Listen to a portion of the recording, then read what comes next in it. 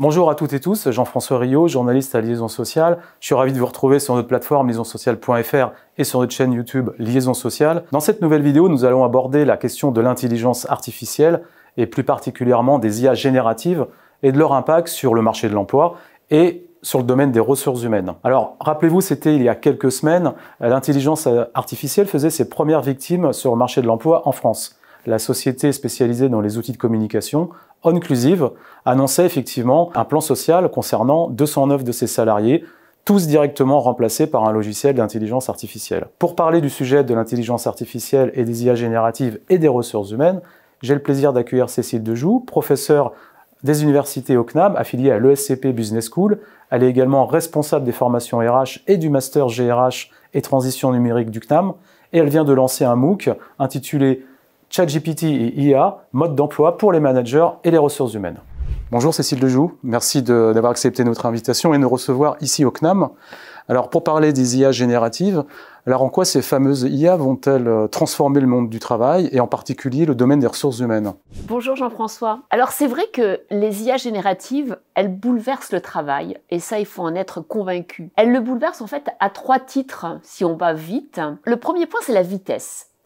La vitesse parce qu'en fait, il y a énormément, avec ces IA génératives, de possibilités de changer l'automatisation, l'individualisation, la création de contenu et aussi l'assistance au travail. Et ça va très vite. Alors en tant que manager, collaborateur ou RH, comment allons-nous concurrencer, réagir face à cette vitesse? Est-ce qu'en fait on va tenir le rythme ou pas? Le deuxième critère, c'est la confiance. Alors pourquoi je dis ça? Parce que ici au CNAM, on est dans un endroit où on a un musée extraordinaire, qui est le musée de la conservation des objets. Et quand on avait avant affaire à des objets, je pense par exemple à la machine à calculer, l'objet vous donnait toujours la vérité. Le pèse-poids, normalement, bon, ça devrait être votre poids à 500 grammes près. Or là, aujourd'hui, lorsqu'on va interagir avec ces IA génératives, on rentre dans le monde où il y a 60-70% de vrai, 30 à 40% de faux.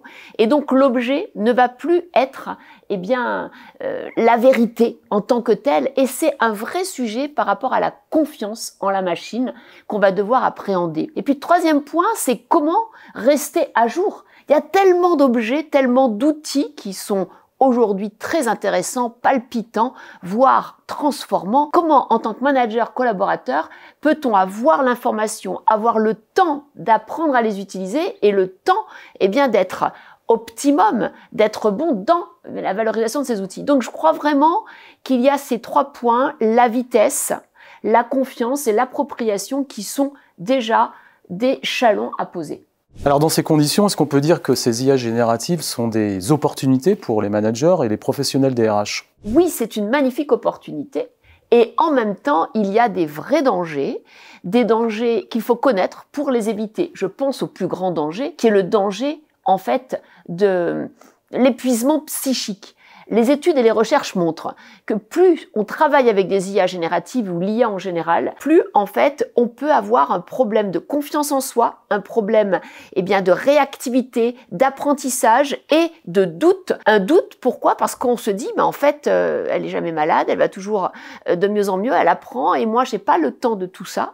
Et nous sommes des êtres humains avec nos limites, nos fragilités. Et je crois que ce qui est important, c'est à la fois d'apprendre à être IA compatible, savoir quelles sont les compétences pour maîtriser les IA et les IA génératives, mais en même temps équilibrer notre temps vers des compétences que j'appelle des compétences de centrage, le care management, pour reprendre le pouvoir sur ce qui fait notre humanité, la mémoire, l'attention, le fait qu'on va gérer notre temps, on va gérer nos priorités, et c'est à cette seul équilibre qu'on pourra vraiment rester employable. Il faut faire les deux en conscience. Alors justement, Cécile Dejoux, est-ce qu'on peut donner quelques clés au RH pour gérer justement, anticiper cette transformation globale qui arrive?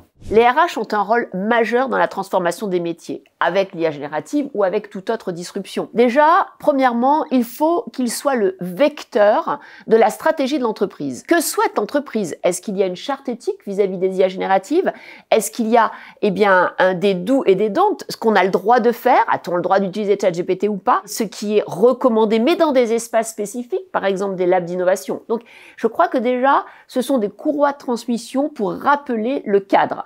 Stratégie, éthique et bien sûr comportement. Ensuite, le deuxième point, c'est peut-être d'inspirer les collaborateurs avec une conférence qui donne la big picture, avec des ateliers qui permettent de tester. Avant de se lancer dans la transformation, il faut voir les avantages pour l'entreprise, pour le collaborateur, pour le client, pour le fournisseur, parce que ça sert à rien de tout mettre à la sauce de l'IA générative, alors que parfois, en fait, c'est pas utile. Donc, je crois que ça, c'est le deuxième point important. Et le troisième point, c'est vraiment sur les métiers, se mettre en collectif, parce qu'on ne peut travailler la transformation des métiers qu'avec le collectif, se dire qu'est-ce que je peux laisser faire aux IA génératives, par exemple, eh bien, elles peuvent répondre à des questions avec un chatbot.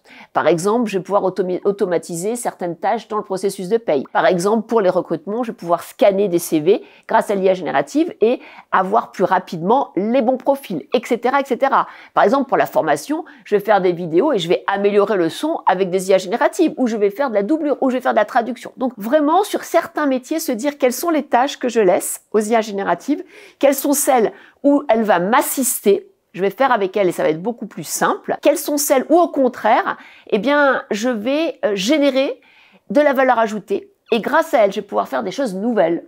Et ça, c'est passionnant parce que l'ultime objectif de l'IA générative, c'est quand même l'automatisation, la personnalisation. Et ça, faut bien réfléchir à, eh bien, à la valeur ajoutée de l'homme, alors qu'en fait, certaines tâches pourront être automatisées et individualisées. Donc, c'est vraiment ces trois temps: stratégie, test and learn, transformation des métiers, en lâchant sur certaines tâches et au contraire, en reprenant le pouvoir sur d'autres. Merci beaucoup Cécile Lejoux. Merci beaucoup Jean-François. Merci, et puis quant à nous, on se retrouve très prochainement pour une nouvelle vidéo sur notre plateforme liaisonsociale.fr et sur notre chaîne YouTube Liaison Sociale.